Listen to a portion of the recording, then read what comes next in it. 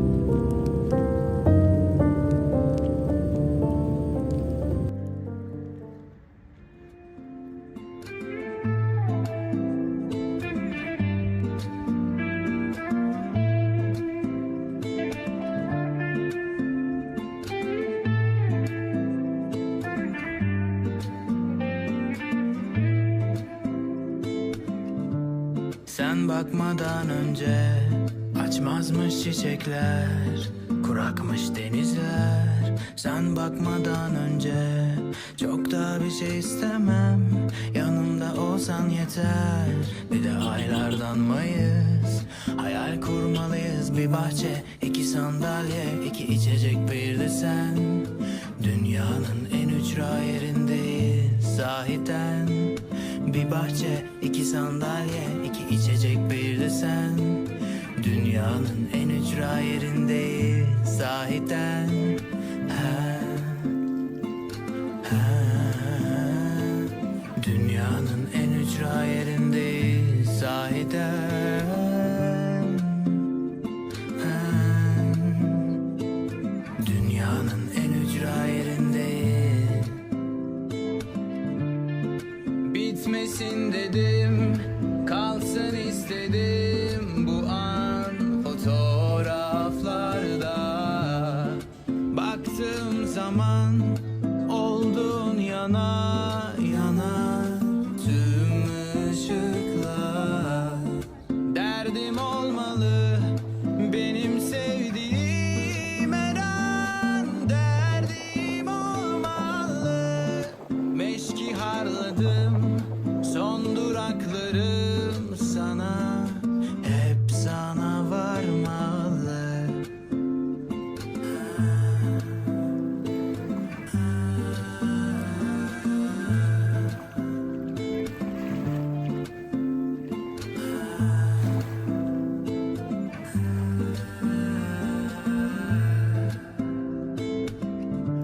Güneşim bana ışık ver, güzelim şantörü sever.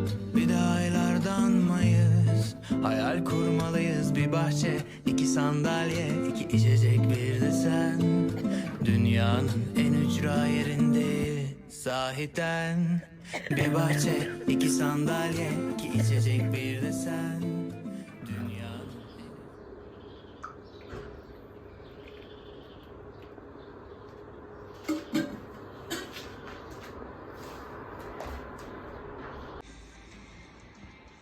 Art is supposed to be subjective, but King Pun's art is subjectively good, while mine is objectively struggling, and at the worst time possible. Right now, I need to be on my A game to get into the...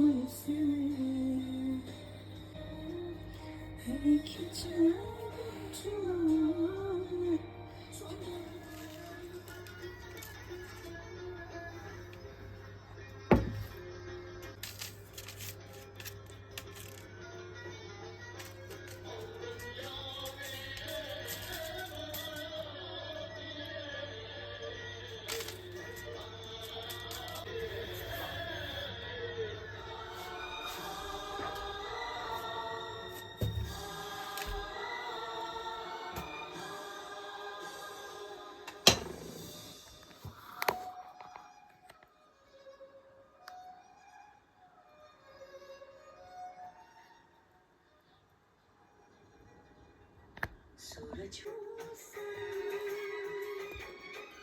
सागर हुआ प्यासा, रात जगने लगी, शोलों में दिल में आग जलने लगी।